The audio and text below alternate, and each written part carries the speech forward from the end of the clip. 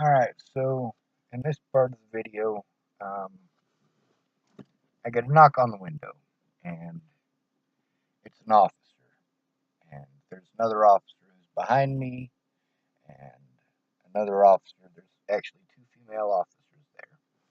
I found out later that one of them is Officer Amanda Jonas, but I haven't really slept in a bit. This is my first day at Starbucks in, I don't know, I want to say about 2 weeks, because I've had to make a lot of trips down to Colorado to make it to court dates. And so they tell me that they're going to put me on a mental health hold and that I'll get to make a report when we get to the hospital. I've heard this before, and I know it's bullshit, but I'm wanting to believe this once that it's true. And the mental health officer lady that they have, she's telling me, that I'm a good man and so on and so forth. And I'm explaining to them I'm trying to get the laws changed. This jurisdictional bullshit that allows people like Ted Bollinger to get away with it. And yeah, that is mentioned in Natalie's email about him, the one that I exposed him with. It's a pretty messed up situation. So,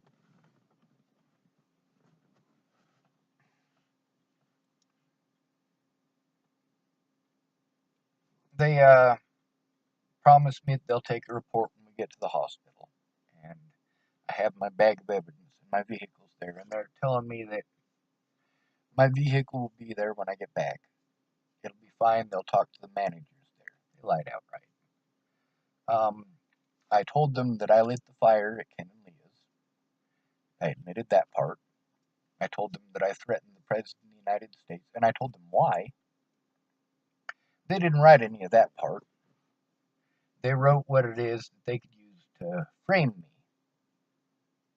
By frame me, I mean to give me ulterior motives, to omit any of my reasoning for doing the things that I did. And basically, the police had prevented me from having a buffer from all of these predators by not doing their jobs before Natalie was killed. And afterwards, they took part in doing a lot of really fucked up shit to me, including assaulting me and having officers do some, oh my god, fucked up shit. And then there's the stuff at the hospitals to prevent me from being able to make a report. And then these hospitals, they want to treat me like I'm crazy for saying what it is that's going on. The backpack is right there. It's in all of these places that I've gone up until this point, but none of them will take a look at it. They just assume based on me having a panic attack, and I'm having a panic attack based on the things that they're doing. And I'm supposed to have court on the 30th of the month in Larimer County, which I've made it to every single court date, even the ones that they canceled that I wasn't able to go to, or that I went to. Like, that was pretty stupid.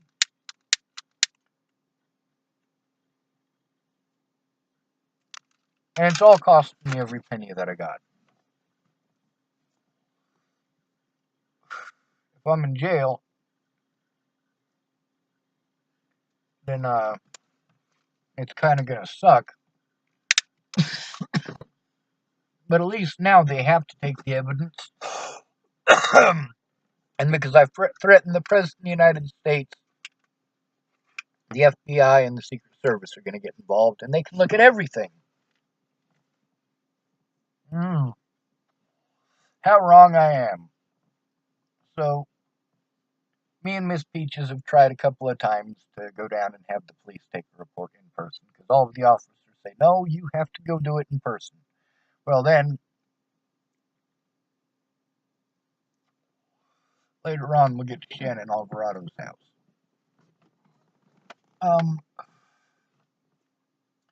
Dan Favorite's been kind of a jerk and gone off on me a couple of times for going off on Layla Johnson, who was playing fucking head games. And he wasn't understanding that head game bullshit was because she's not a real person. She's playing fucking head games. And I needed evidence that Karamia had. And I needed evidence that Layla Johnson had.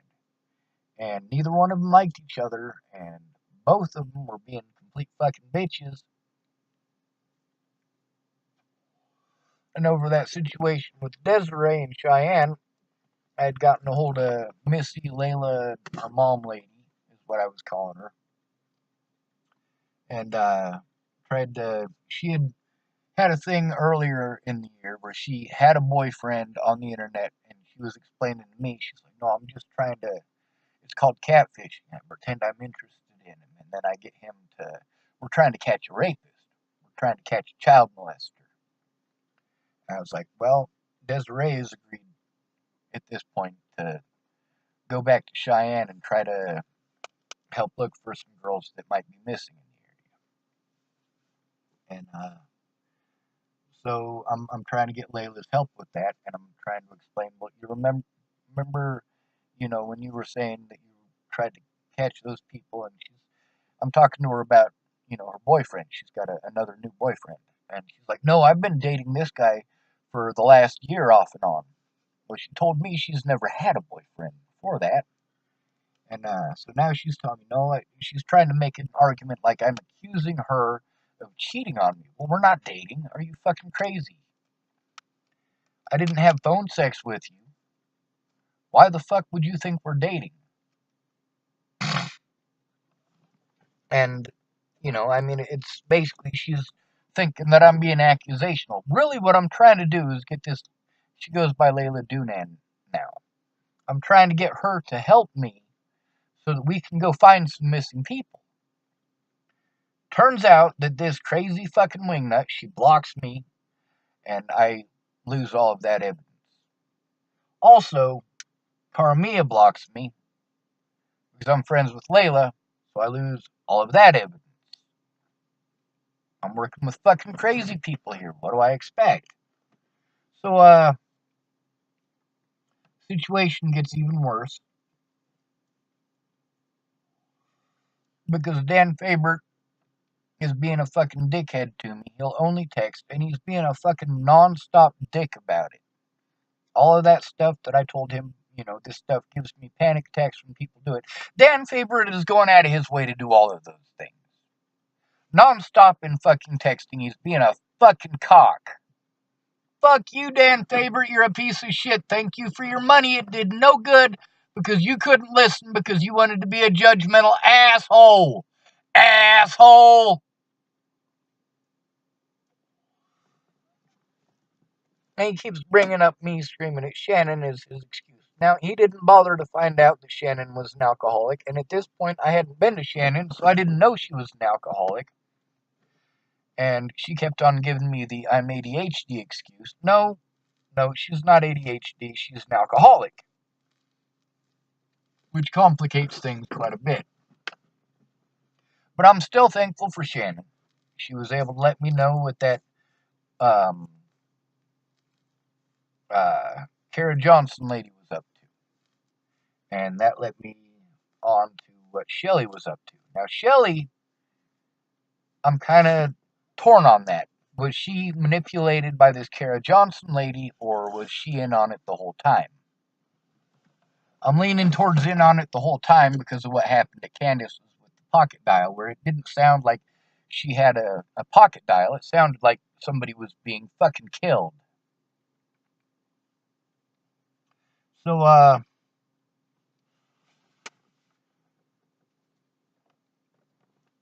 these officers, they take me to the hospital, and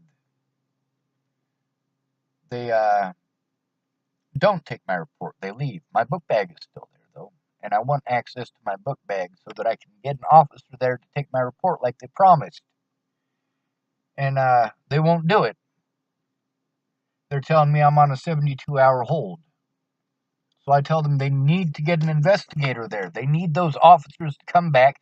They told me they would take my report, and one of those officers, the dark-haired female who was the mental health officer, said she would be right back in a few minutes. No, she wasn't intending on coming back. I didn't see her again at all after that. Instead, they send this guy who's a fucking cock and they tell me that I need to calm down. I'm not gonna fucking calm down. I'm sick of this fucking treatment. And they tell me that they're gonna inject meds in me and I don't have a choice about it. And they put me on the bed and they put me in cuffs, and I'm trying not to fight back. I put my foot inside of the little arm rail that's on the side of the hospital bed. That way, while they're doing the shit that they're trying to do to me, I don't accidentally kick them because of the fight or flight thing. And this guy's got his hand on mine up here, and I'm fucking digging into it with my fingers. I mean, there's nothing I can do about that. And, I'm just, trying not to resist the best that I can. Well, this officer who came in, he's walking around and he's checking pressure points on me, and I'm pretty resilient. I'm pretty resistant to all of them. But he finds this one on the inside of my knee, and he stops there and fucking starts pushing on it, that son of a bitch. And they're injecting these fucking drugs into me instead of taking my goddamn report like they said they would. And, this video is going to get cut short because I'm getting short on battery, by the way. I'm going to have to make a second part to it. So, I'm on these drugs, and this officer comes in, and I don't know who this officer is. I'm assuming it's the same one, but apparently it was a different one. I don't fucking know. I am completely fucking out of it. And Shannon Alvarado, she actually wrote a little letter because they, just like the ones in Scottsbluff, the ones in Scottsbluff only kept me for 20 hours. The ones in Longmont kept me, I believe, even less than that. They were only after pretending that I was schizophrenic so that they could justify all the things that the police had done across the board. All the way across the board. But they don't talk to me about that. They just say that I denied being schizophrenic.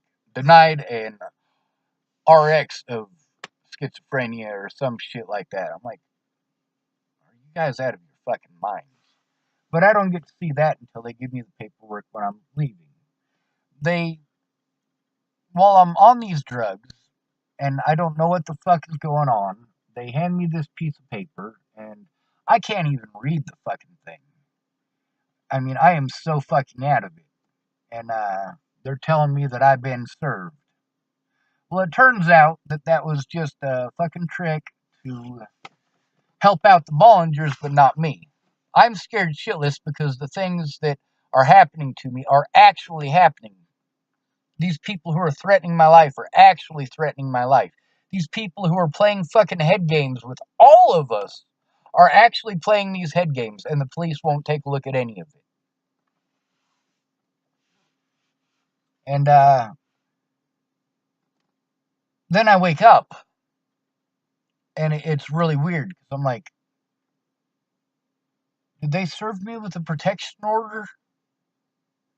Were they trying to? Because, I mean, it really was a fucked up dream, and it didn't seem real.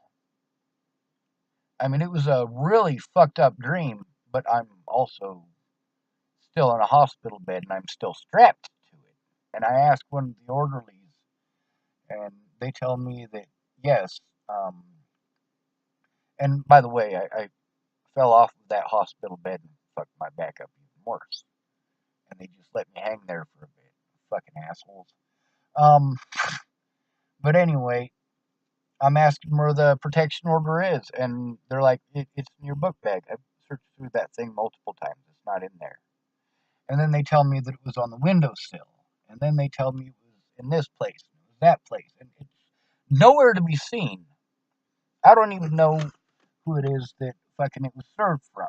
So then I leave the hospital, and I get a hold of Kayla, or Shannon, and I let her know that I'm so fucking out of it. She's like giving me suggestions over and over again. I'm like, lady, I am too fucked up to read this shit. I'm too fucked up to read your texting. So, then I call Miss Peaches, who comes and gets me, and we spend the next 4 or 5 days, something like that. We're trying to set up, mental health appointments at all these different places that are supposed to help, and we go to these appointments, and every time I go to an appointment, an officer like Amanda Jonas or the detective in uh, the arson case, Officer Brian Valenzuela, are calling me, and I let them know at my first appointment, because both of them had interrupted me, that I have mental health appointments, and I let them know when I'm going to go do these things. So these two are tag teaming me when I'm supposed to go to my mental health care appointment, so I'm missing these things because I'm talking to these officers. And so finally, Amanda Jonas, my vehicle is gone. It's been towed because they lied to me. And even though I was only gone for 20 hours, they're like, oh well, it's in the impound, and Officer Brian Valenzuela has to come and sign for it, and I'll take your report about the assault at the hospital. So I go there to make the assault about the hospital, and Peaches has got her son with her, so we can't go in. It has to just be me. And I go in there, and it's a community health center type place, and apparently none of these bastards recorded the shit that was going on, because if they do, then they can't hide behind the blue line of bullshit, because that is evidence that can be requisitioned and subpoenaed in court. And this is where it starts getting extremely complicated. So I go in, and I'm wanting to do the thing with Amanda first, and she's telling me I'm surprised by the Secret Service there, you know.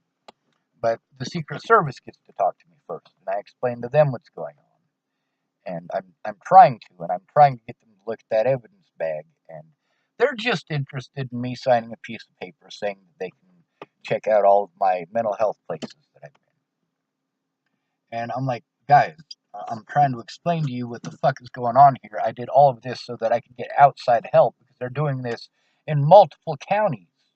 And they're not allowing me a day in court. They're not even allowing me to enter a plea. They're doing a lot of really fucked up shit.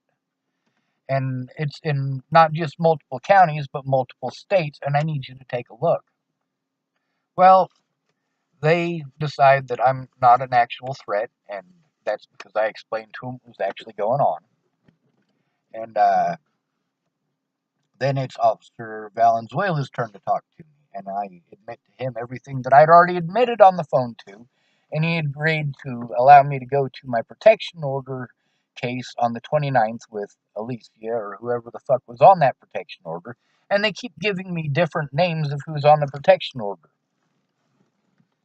I find out later that there was actually 2 protection orders set for the same day, same time, in 2 different counties, and as a result, I could only go to one, and they automatically win because I can't go to both, and I can't requisition to go to both because you have to have that paperwork in 7 days prior to your court date. And I didn't even know that I could get that paperwork until after those court dates were both already over.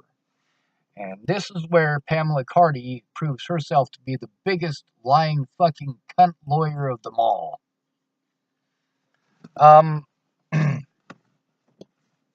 So Amanda Jonas, she basically throws out the case that she was supposed to be taking my report for.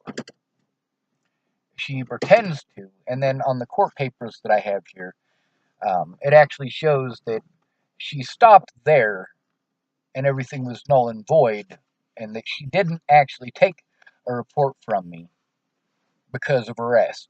She's the one who arrested me in Longmont for an Arapahoe County warrant for arson for Officer Valenzuela, who takes my bag of evidence and says he's going to take it to safekeeping for me. That bag of evidence needed to go to the Secret Service. It needed to go to the Secret Service. Now, that's where I have absolutely nothing decent that is going to happen in my life anymore, because she takes me with my evidence that I needed to actually have in order to make a report, she makes um, a stop at this station there, temporary station in Longmont, before taking me to the Boulder County Jail. She lets me get a few phone numbers and tells me I should probably keister it. It was a funny joke, and I'm trying to tell her what's going on so I can make a report. She gives me one piece of paper and tells me that I have less than 30 minutes to get it done. And I start writing on the piece of paper, and then she starts dictating to me stuff about the case, including names of people that were there, that these are important things that I don't know. So I start writing that down instead. And so she basically lies to me the whole time, just like I had explained to the therapist the first time that she interrupted me. The therapist, like, she sounds nice. I'm like, yeah, she's full of shit, though. Um, she'd already lied to me on multiple occasions by then. Of course she's fucking full of shit. No matter how nice she is, if you fucking lie to me, I don't care how nice you are. You're a fucking liar. Um, just like Danica and Shelly. Fucking lying ass cunts. Danica and Shelly, by the way, are both felons as a result of this. And they will be going to prison and they will be losing their children over it. Why? Because Ted's going to be in prison too. Who's going to take those kids? The rest of her family, like that Jennifer Farina Bollinger, she took part in it too. Literally, the only one in the family who didn't commit a felony over all this shit is Rose.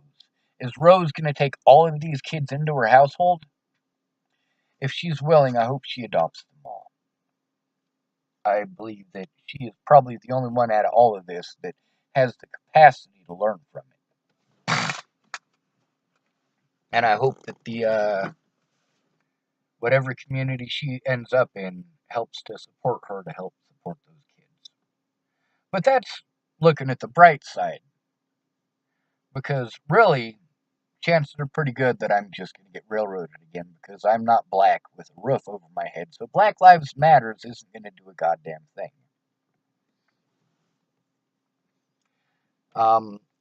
Meanwhile, the officers didn't bother to do a thorough check or a thorough questionnaire. They asked a few questions and said that I had been at the Starbucks for a few days. I hadn't been. I had not been at the Starbucks for a few days. After I had made that thread on the internet about going after people who had threatened me, and by the way, these are people like Justin Ward and Tim Beeson and Dalton Crawford, and yeah, these are actual people who actually threatened my life and lied to me. And I'd also outlined a few other things that I'm not going to put in this video because if I do that, it kind of lets out my little trade secret. See, I'm a super intelligent human being. I just get overwhelmed, and even when I'm overwhelmed, I am able to come up with solutions that could work if I had somebody to actually help. But if I had people to actually help, I wouldn't have had to do that stuff. People wouldn't help how I needed. They'd say, I'll help you how you need. We'll make a deal. You do this, and I'll do this. And then they didn't hold up their end of the bargain. They changed the deal after I did what they wanted. So I get arrested by Amanda Jonas, and she takes me to the Boulder County Jail. And, you know, she is handshaking with these officers. We did a good job. We did a good job. We caught the bastard. Oh, battery's running low. So that's when she parted ways with Officer Valenzuela and the Secret Service, and there was a whole bunch of them in that room doing exactly the same thing they had done at the Scottsbluff Hospital, with surrounding me with a bunch of people, and the same thing that they had done at the Longmont Hospital by overwhelming me with a bunch of people, and the same thing that they had done at the Boulder Hospital by surrounding me with a bunch of people. Basically, they just went out of their way to send me into a fucking autistic meltdown every step of the way. These people knew exactly what they were doing. These are people who have done this for years, especially the healthcare professionals. So, to shut this video off, and I'm going to have to make the rest of it in the morning. It's probably going to be 3 or 4 parts. This is a lot of shit that I went through.